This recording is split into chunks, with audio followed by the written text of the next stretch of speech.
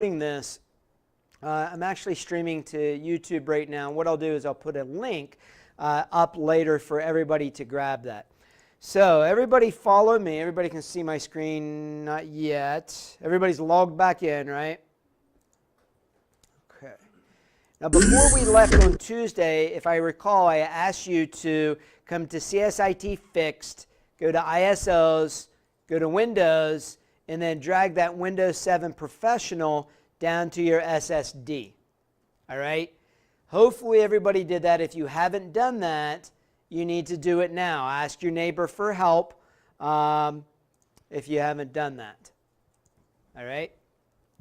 Now, the next thing I want to do, I'm not going to spend as much time as I will when you have me for ITEC 355, if you take me for networking. But I want to take a brief moment and explain virtualization. I want to kind of do it on the fly instead of putting a lot of notes up here. All right? Because while I want you to get familiar with this and comfortable with playing with virtualization, it's not ultimately a big part of this class. This is a means to an ends. I want to show you how to set up your own web server. We're going to set it up in a virtualized safe environment. If you want, you can set up your own computer. You can use your own computer to do what we're going to do. All right? So we need to, now that we have that, we need to launch VMware Workstation. So if you come on, you're going to find VMware Workstation Pro right here. If you can't find it there, bring up the start menu and type in VMware and it should be there. All right? Now everybody in here needs to know a little something, a little background. Yesterday in my ITEC 255 class, we went through all this. We got to the end and nobody could connect to the internet. That's a little bit of a problem. Turns out there was a problem with VMware Workstation 14, so we rolled back to 12. All right? We did that today during the day. The reason we had to do it is there's a little bit of a glitch between the drivers for the network card and VMware Workstation 14. Completely unexpected. All right? In our department, it's a really easy fix. All right? In the real world, we would not just change like that. We have very slow, methodical processes to update to whatever the latest whatever it is. Think about it. We just upgraded all of our machines to Windows 10 last semester. It took us years to do that. Why? Because we didn't know how it was going to interact with all of our systems. We didn't know how it was going to interact with all of our software that all of our different classes use. It's an enterprise level thing. Imagine how frustrated all the students would be if they went in to find out the software didn't work. Imagine how pissed off the professors are going to be. You see what I'm saying? So there's a little bit of a, a story there to kind of take away from this, that we take our time.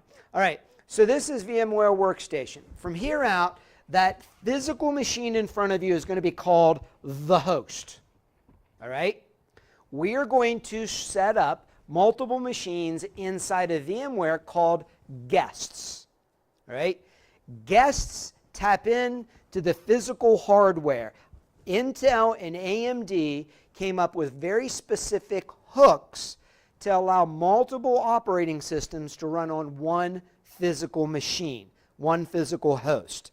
So much so that like up in Lowndes, we have 5 physical servers, and they're big, much bigger than this. They have like 512 gigabytes of RAM, all right? They got like 64 processors in them. I'm sorry, cores in them, right? They're big. 5 of them, and they have like 100 hosts or guests on the inside of them, like 100 servers, 100 different operating systems, all right? So what this does for us is it gives us a nice, safe place to do things. So what we need to do is we're going to start playing with VMware Workstation. The first thing we need to do in this classroom is we're going to click on Edit, then we're going to go to Preferences. This is only in this classroom. All right? If you do this at home, you don't need to do this step. But you don't have write privileges all over the computer. So you're going to come over here where it says Workspace. You're going to say Default Location for Virtual Machines, and you're going to click on Browse. And you're going to change it to the SSD.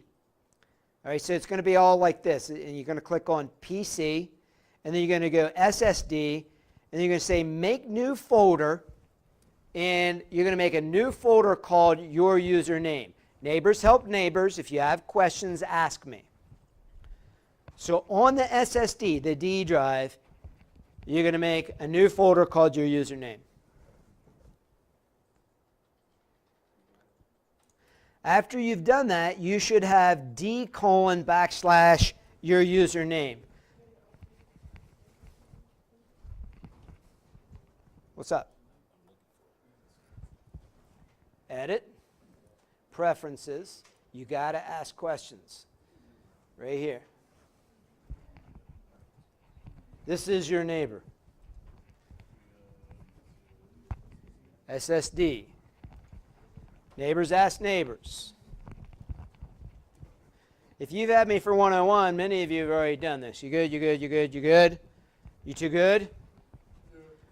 Hit OK after you've made that on the... good? If it says D:/, you're going to have to do it again. Oh, we'll just make sure it's in there. I don't know that your old one is going to open up, by the way.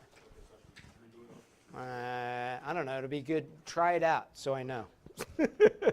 so what we need to do. That looks good. Looks good. And by the way, it's called Fusion for this. Okay? It's not VMware Workstation. It's called Fusion for your Mac. All right? So after we've done that, we're going to click on OK. Now at this point in time, what we're going to do is we're going to set up a guest operating system inside of here. All right? It's going to be Windows 7. It's not going to take very long to set up, and as we do it, I'll do some other talking. Let me see here. Let me see if I can get yours. Right here where it says create a new virtual machine, you're going to click on that. Otherwise, it would be like File New. I want to, instead of typical, I want you to click on Custom because I want you to look at this at least a little bit. I want to explain things. You should be taking notes as we go through so that you can go home and you can experiment with Ubuntu, with Red Hat, with Windows Server 2012, whatever you want. So next thing it's going to ask is what is the hardware capabilities? Just leave that alone. Next it's going to ask where do you want to install from? All right, we downloaded the Windows 7 ISO. ISO stands for International Standards Organization. A lot of people call these disks ISOs. That's because it's a snapshot of that DVD. We're going to say Browse.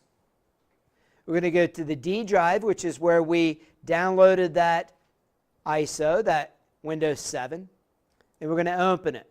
So effectively what we've done is taken an image of a DVD and put it into our DVD drive of our virtual machine. Okay? Next, you're going to click on Neighbors Help Neighbors. Click on Next. It's going to ask you for a product key. You don't need a product key. It's going to ask you for a full name and a password. You can leave all of those blank if you wish. Well, not the name. But the password and the confirm, you can leave that blank. When you click on Next, it's going to say, you didn't enter a product key. Are you okay? And you say, yeah, that's fine. I'll stop and make sure everybody's on the same page as me. Neighbors help neighbors. Ask me for questions if you need them. You good? You guys good? Okay. What's up, Dono? What's wrong? If I stored it in the right place, I don't know. Where would I get it from? You didn't bring it down.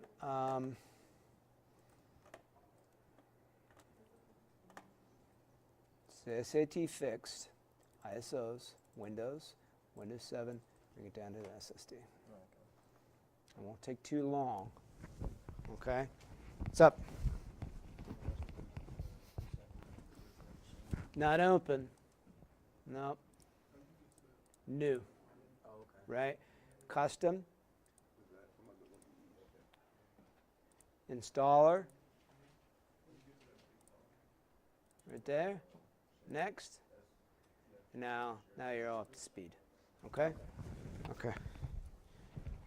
You got him, Shane? Everybody good? You two good? Good? Good? It looks like everybody's okay-ish. All right. So once we're here, you can change your virtual machine name if you want. I'm going to leave mine alone. I'm going to click on Next. It's going to ask me firmware type. I want to stick with BIOS. Number of processors. I want to change mine to number of cores to 2 because it'll make it run just a little bit faster. This is all stuff you can play with at home, which is neat. This is free. You can download this for free at home. $250 piece of software. I want to put 4 gigs of memory in here, so I want to say 4096. Extra credit to anybody that can tell me why I'm putting 4096 in there for 4 gigs. What you got?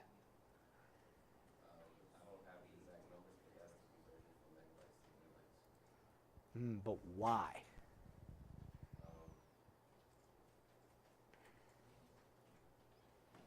And you said that Computer Science 102 was worthless. Could have got you extra credit. Why?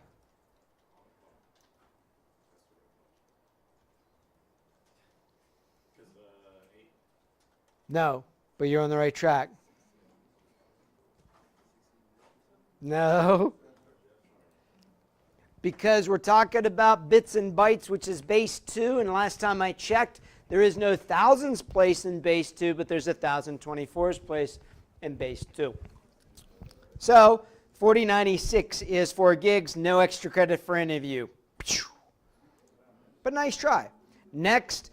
All right, the next thing it's going to ask you is, what kind of a connection do you want to do? I'm not going to explain all the connections. Click on bridged. That's a class for another day. Click on bridged. By the way, at home, that would be perfectly acceptable. But bridged is going to make our life easier for what we're attempting to do. Going to click on next, next, next, next, next, next, finish. So you're just clicking all the way through next and going to finished. What's up? That's because you didn't create it where I told you to create it. You didn't. I did. You didn't. You clearly didn't. It didn't. Look at that. I clicked on it. But you must have not clicked OK. Is that what you did? There you go. OK. Now try. We didn't skip any steps. Next. Yes. And then we take the Next. Next. Next. Yep.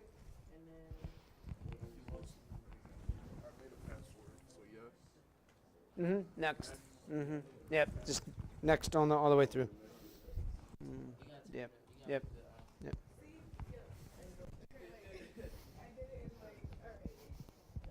Oh no! Now it's you gotta create the whole thing over. Hey, what's going on here? What'd you do? I didn't do anything. What are you doing? You said in the SD, that's the document. Wait, let me do this. Delete. And delete. That's where I want to be. Hey, why aren't you changing? SSD. Oh, there it is. No, SSD. I don't know what's going on. SSD. New. Where's new folder? SSD. Oh, make new folder. There we go. Put your name in. Okay. There we go. There. That's what I want. All right. Go ahead. You'll be good. What's up, Joshua? What'd you do? Next. Next. There you go. Now read as it throws things up. Make sure you read. Take a minute to read to understand what's going on. And what's going to happen is it's going to automate the install. How many people, this is the very first time you've ever installed an operating system? Raise your hand, because that's what you're doing. All right? That's what you're doing. You're installing it. This is a clean install. Now, as exciting as this might be the first time you do it, comes a point in time where it gets pretty old. All right? And that's why VMware is going to automate it. So here's a word for your notebook. Answer key. When we supplied it with the product key, which we didn't give it a product key, and we gave it the username and the password, and all the other things that we configured, we were actually configuring a very small answer key. All right? We could configure a much larger answer key for the enterprise. For example, let's say that we have 3 different machines out of 1,000 machines in our enterprise. We have 3 different types of machines. We can make an answer key for each one of those machines to load specific drivers on to automatically deploy everything out appropriately. All right? And the answer keys are very dynamic as well, which is kind of nice. So that's what we made, was a little answer key, and that's how it's doing the automated process of setting everything up. The only thing it might ask you, and mine asked me this anyways, was what version I'm using. I need to make sure that I click on professional and then click on through. I think I must have forgotten that in the answer key. So it did pause and it asked me what I wanted to set up. Make sure you select professional. All right? Now I want you to kind of think about the way we used to run the internet. When I got on the internet, there was about 60 to 80,000 people on it. Think about that. 60, 80,000 people. That was it. What do? Send emails. Use IRC. What's up? That's about it.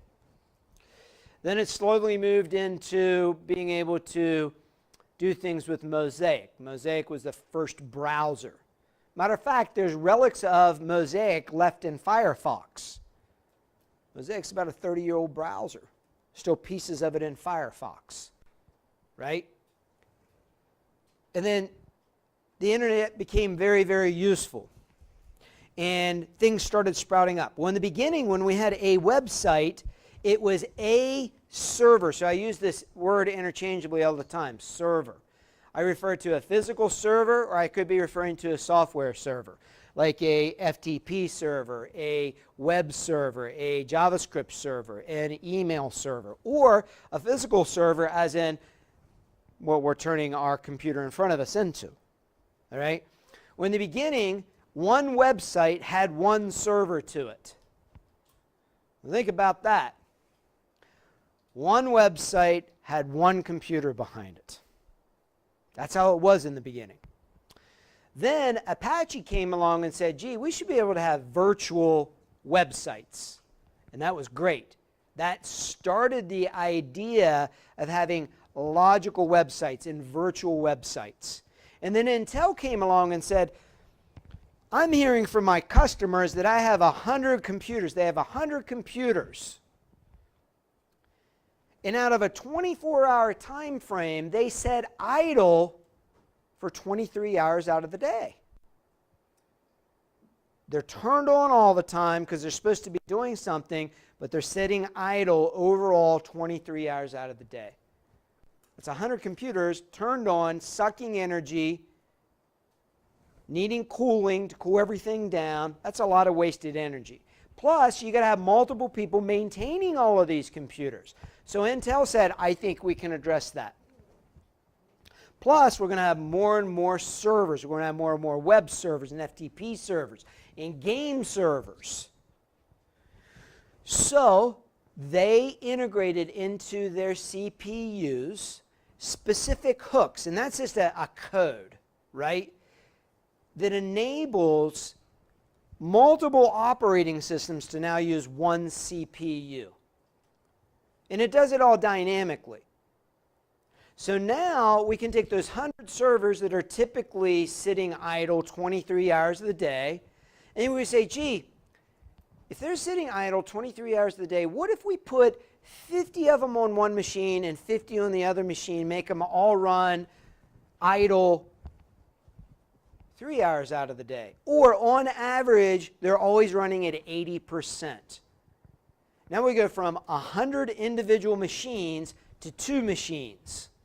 100 machines, we needed 3 people to maintain all that hardware. 2 machines, we need like 1/10 of a person. Also, our energy goes down. Our heating and cooling changes. Well, our cooling changes. Plenty of heat, right? So virtualization has a lot of benefits for the enterprise. And as you move forward, I need you to take the knowledge that you're learning, the limited knowledge that you're going to learn in this class, you're going to learn more of it in networking and operating systems and other class, and take it with you because it is a very valuable skill to have to understand virtualization environments.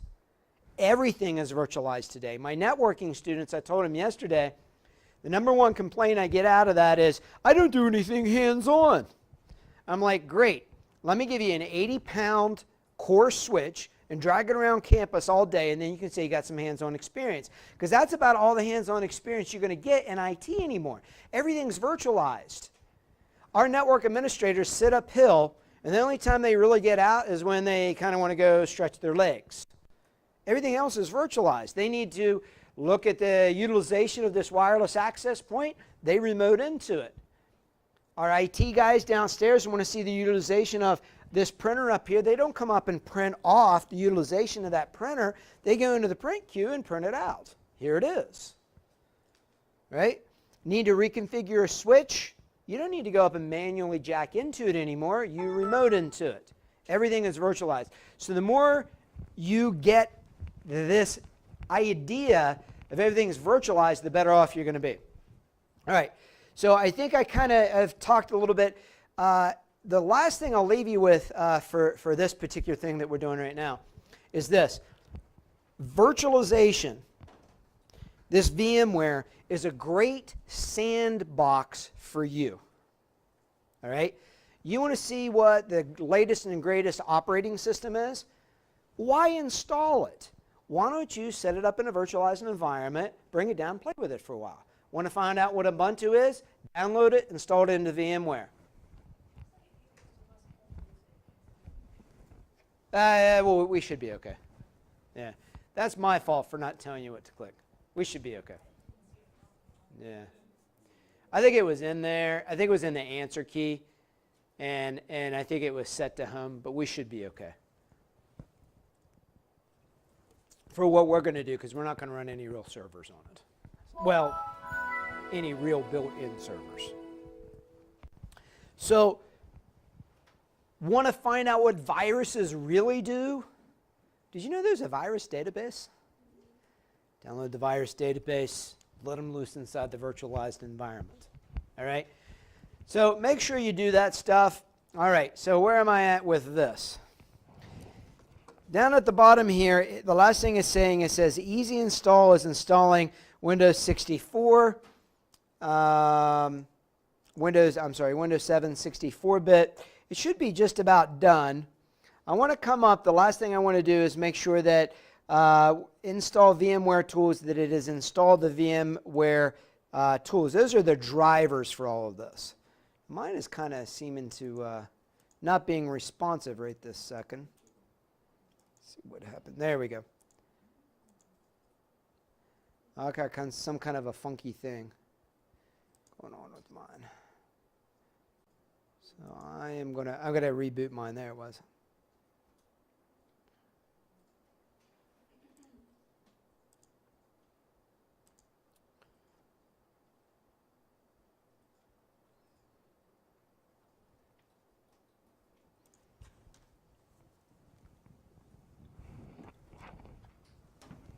All right. The next thing we're going to do is, let me get this out here. The next thing we're going to do is we're going to download this product called XAMPP. Now we're going to move into the area of creating our own web server.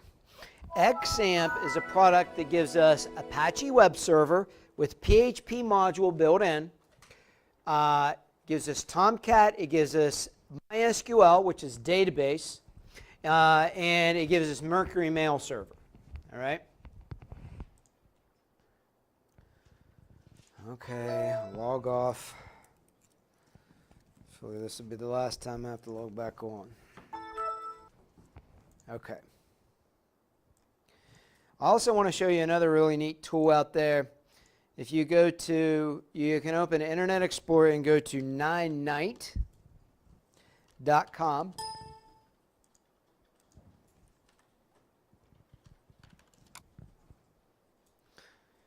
This is a great place to get some really awesome free software and get it installed pretty quick. Download either Chrome or Firefox, whatever your preference is, and then also download Notepad++.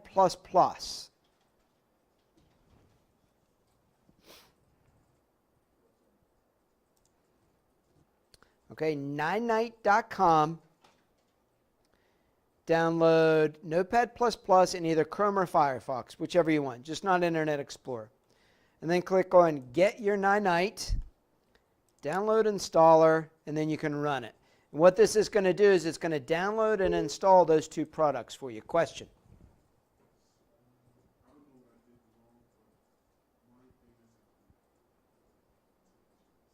What's not complete?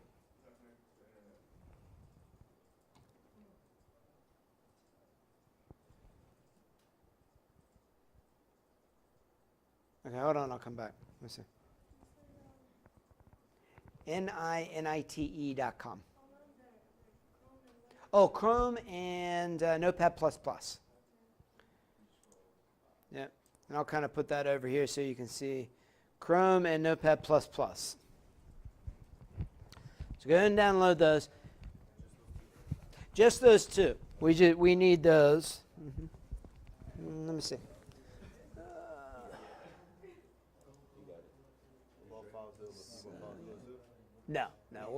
No, we'll be okay with that though. Let's try bridged.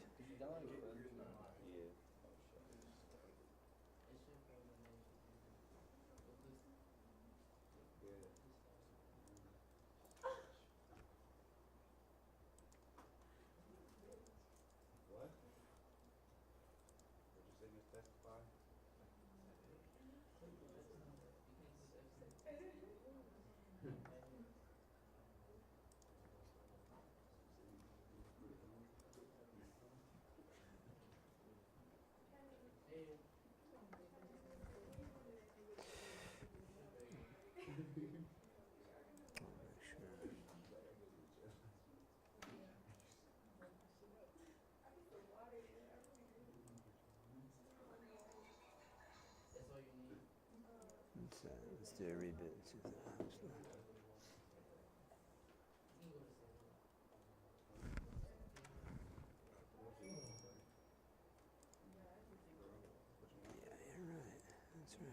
See what happens now when it comes up. All right, after you've downloaded those and you've run it, now you have Chrome and Notepad++ is installed on your machine. Notepad++. The reason I had you download Chrome or Firefox is I don't want us to use Internet Explorer anymore. You should never use Internet Explorer, nor should you have a Yahoo email address. So the next thing I want you to do is type in XAMPP into Chrome, and the very first hit should be XAMPP installers for download, and that's what we want. All right. Now, off of this, we can click on downloads here, and we want, up at the top, click on downloads, we want version 5.6.33. Okay? And you're going to download that. Shouldn't take very long to download. Shay, did it start working?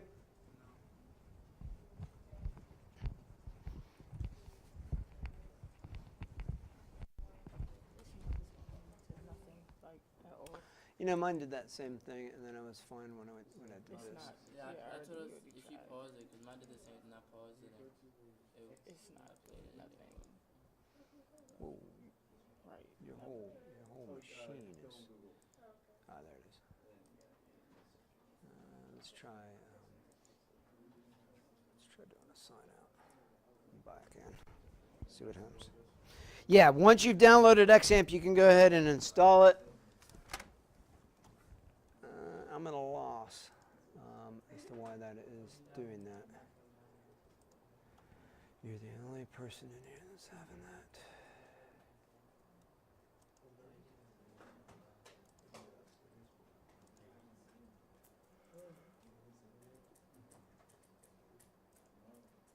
I think you need to do a full reboot on this thing. Here's what we can do. We can pause this guy. Let's do a full reboot on the whole machine. Let's see if that forces it to do what we need to do. Yep. Okay. Okay, hold on.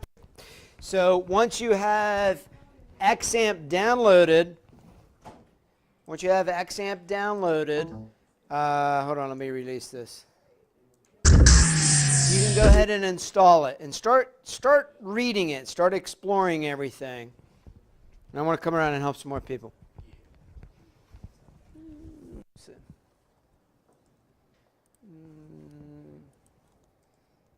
Download.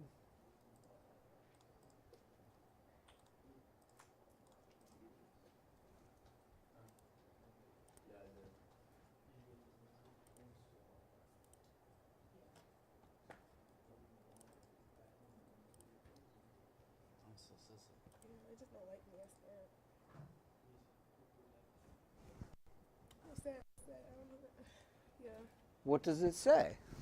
It's like, It says important because an active user account control on your system, some functions may not work. Okay. What else does it say then? Okay.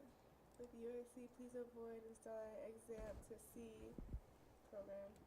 Did you understand what it says? Yes. Okay. It just doesn't like me. Keeps doing it over and over. Download.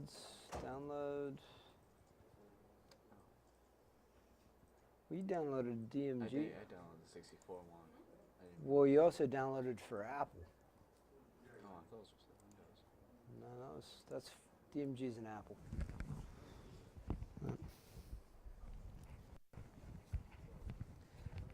You guys log back in? Those of you, the two of you that rebooted? Yeah? Shay, you log back in? Not yet? Okay.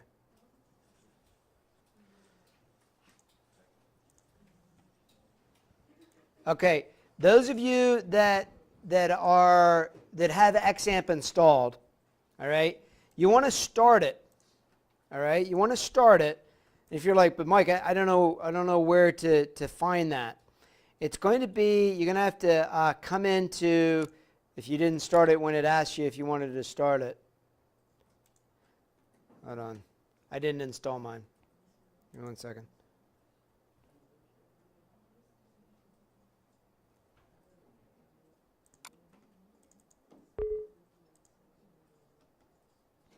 What's up?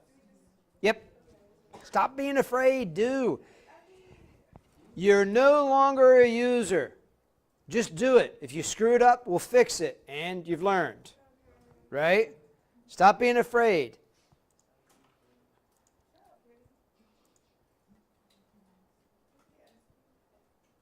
Hey, don't worry about it. I can call people and have them come up here and fix something if that's the case. Don't worry, if we take down the network, it'll all be good. It won't be the first time we've done it. How are you going to learn without failure? How are you going to learn without taking out the police station network? It won't be the first time. We have precautions in place now. You shouldn't be able to do that anymore. But it's one of the reasons we have precautions. They learned, we learned, right? Why don't you play with it and find out? Play with it. Until everybody's logged back in, I can't show you my screen. All right. Everybody good? Hey, if it says allow access, make sure you have private networks and public networks checked anytime it asks you. What?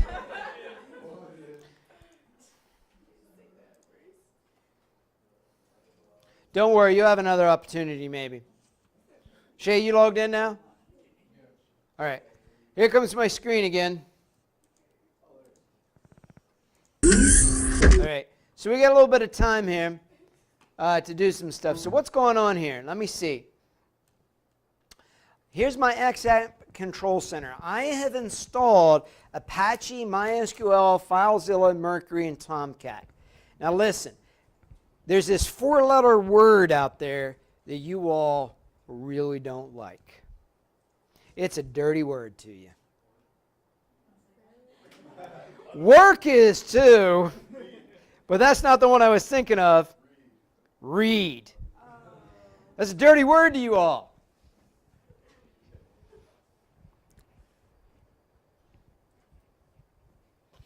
If you read like you were supposed to the XAMPP documentation,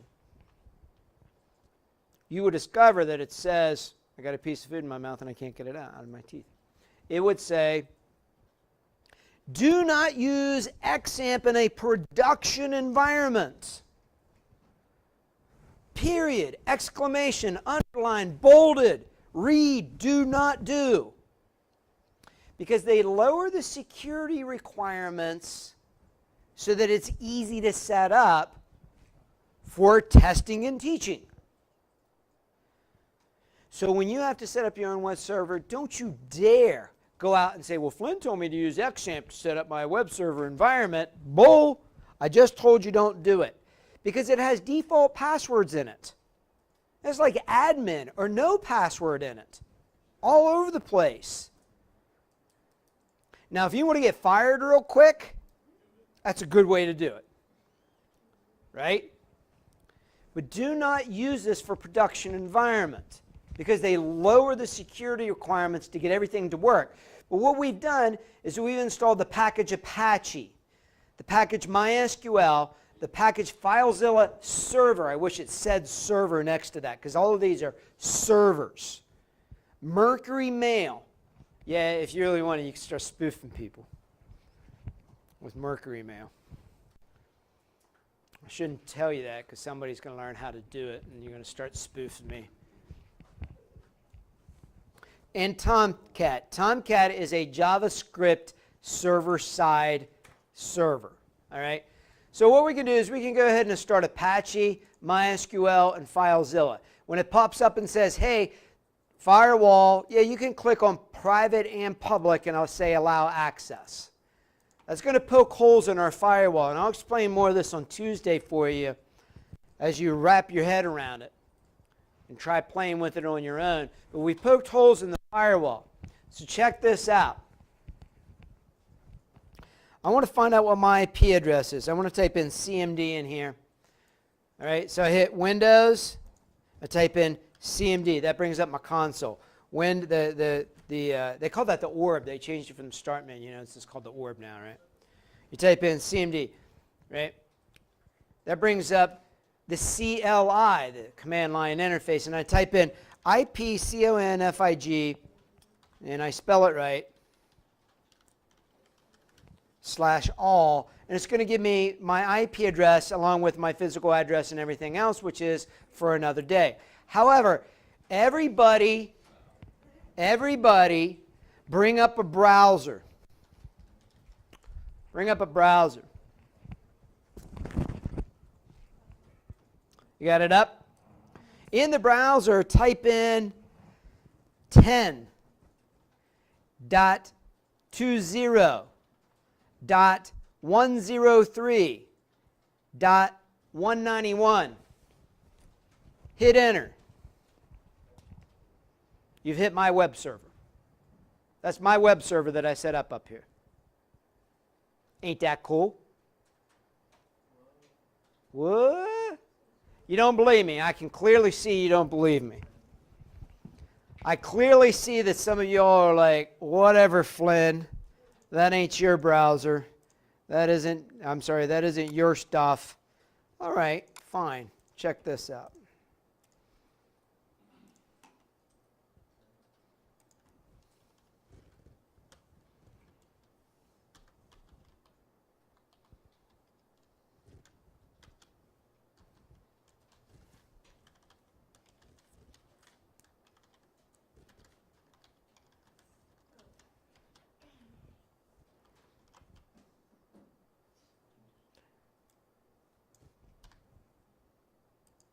Hit refresh.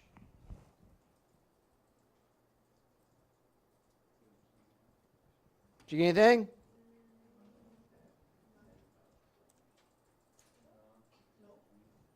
Nope. Let me see. Let me check.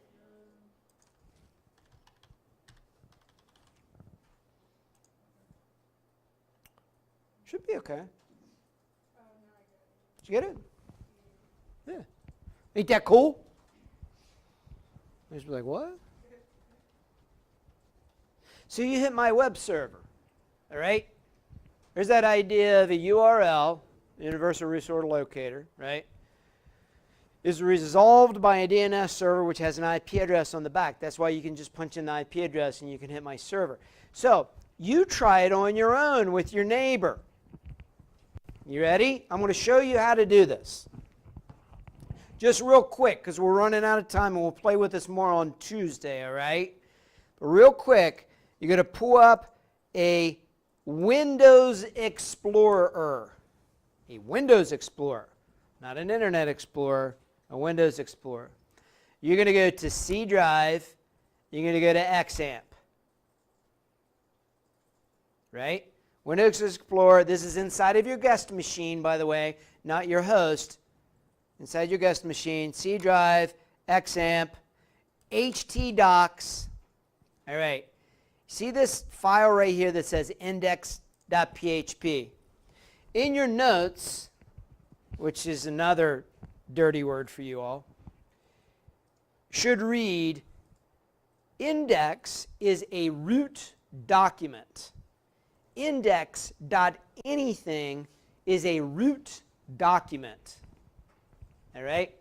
Now don't double click on it. Don't double click on it. You're going to right click on it and you're going to say edit with Notepad++. Then you're going to edit it the way that I did here. You're going to put in a / to start a comment, and then you're going to come down underneath the exit and you're going to put a */. And then underneath of it, you're going to say print, hi, my name is Slim Shady. All right. And then you're going to hit save.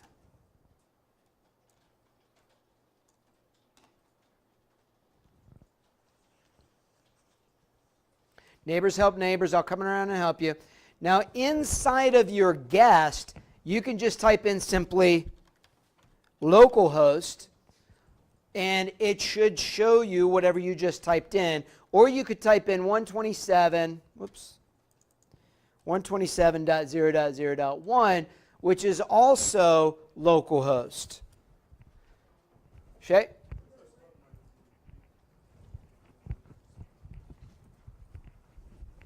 What happened to it now?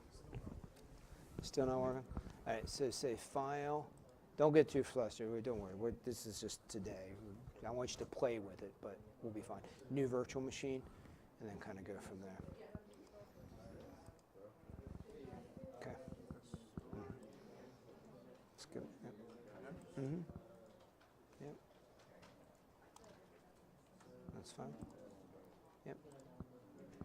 Change it. Oh, go back. Change that to 2. Next. Change that to 4096. 4096? Mm-hmm.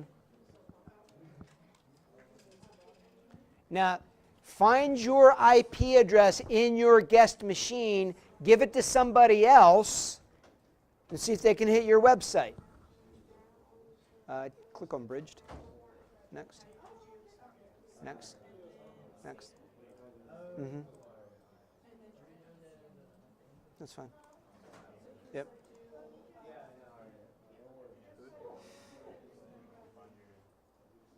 Click on custom. No. Okay, hit close. Hit finish. If it prompts you for what version of Windows you're using, select professional. But it shouldn't make a difference. If it gives you an issue, I need to know because we need to fix that. Yeah, that's fine. Well, open it up and see if it opens up. Sound good? Okay, it's working now. I just need to feel safe. This is for XAMPP. saved it there. You save it to your desktop or wherever. But that doesn't look right to me. So I don't know. Let me see. I'm gonna let you do it.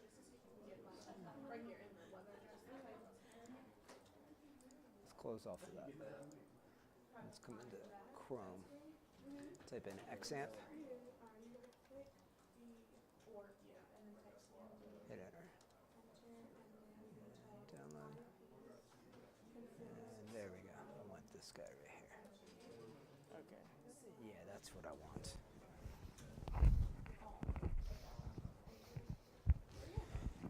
Anybody else get to see somebody else's web server? Now, try to think how cool that is. You learned how to set up a web server. You learned how to install an operating system and set up a web server.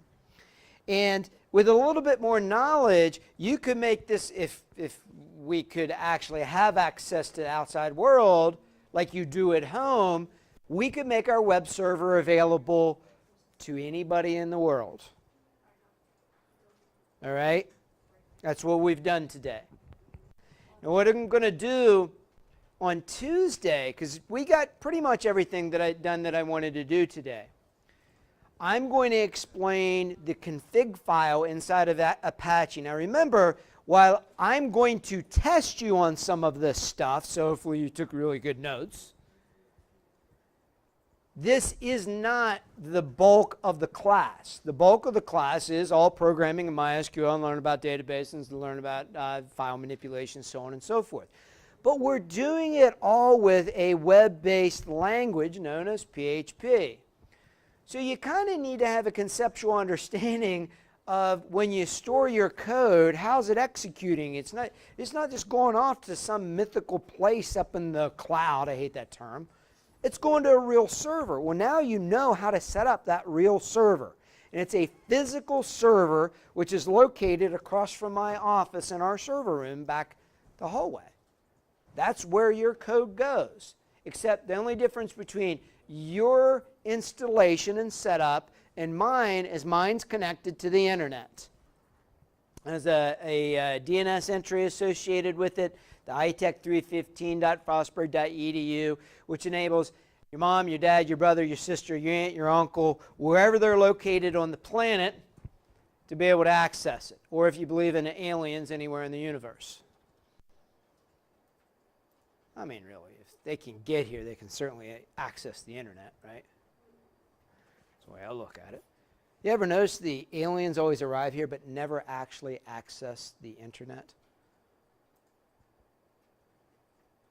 Never seen it.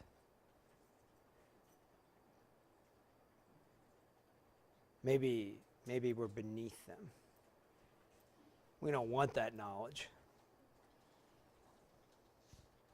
Too many alternative facts on that internet. I'm done. Feel free to clean up. Now, hey, here's what you need to do. You should, between now and Tuesday, because that's a long way off, folks, you should attempt to do this yourself. You should attempt to set this up on your own computer.